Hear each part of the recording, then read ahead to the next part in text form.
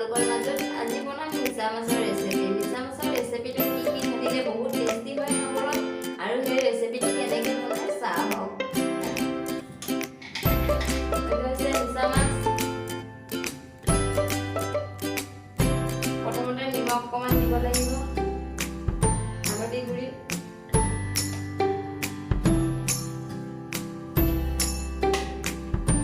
কেৰাহী গৰম হৈ গ'ল, তেলখিনি ঢালি দিওঁ এতিয়া। বেছিকৈ তেল নাঢালিলেও হ'ব মাছখিনি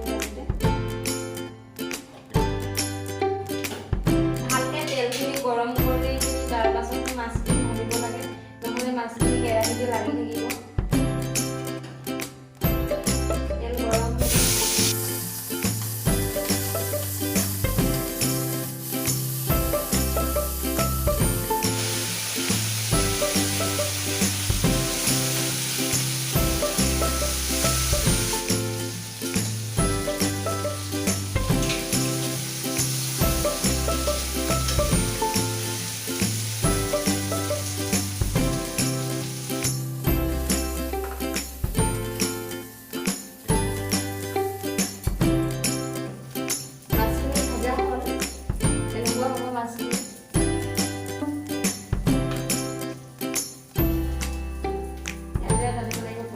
পিঁয়াজ,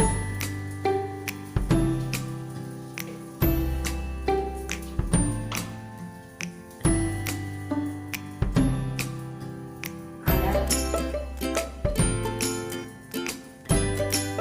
জলকীয়া, বিলাহীখিনি কাটি পেষ্ট কৰিব। পেষ্ট হ'লে মানে ভাল হ'ব চব্জিটো।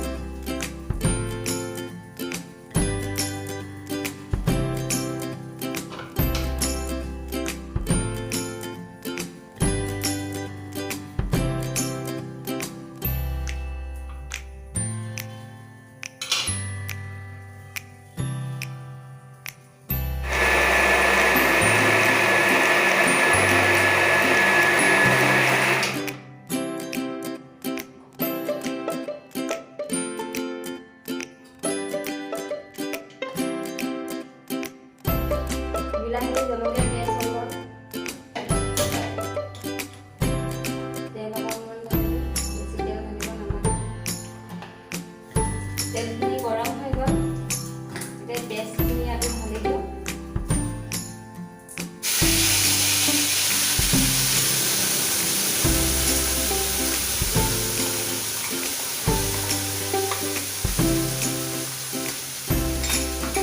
পেষ্টখিনি ভালকৈ ভাজি ল'ব লাগিব।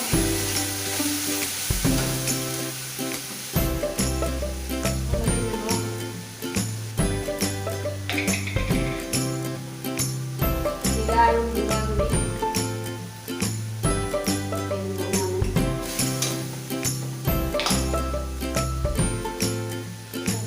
হালধি গুড়ি,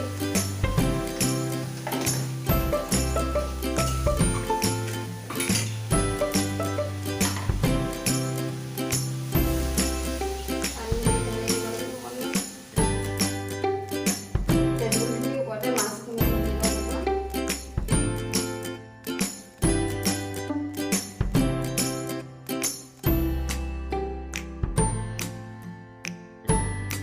মিনিটমানৰ কাৰণে ঢাকি দিব লাগিব। 4 মিনিট হৈ গ'ল চব্জি। এনেকুৱা জুচি হ'ব। এতিয়া ধনিয়া পাতখিনি ঢালি দিওঁ।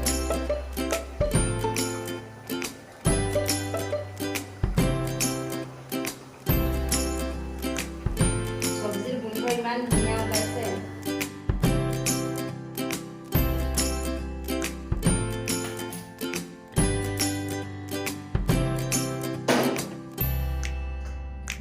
ফাইনেলি মিছা মাছৰ জোল ৰেডি। মিছা মাছৰ জোল এনেকুৱা হ'ব আৰু বহুত টেষ্টি হয় খাবলৈ।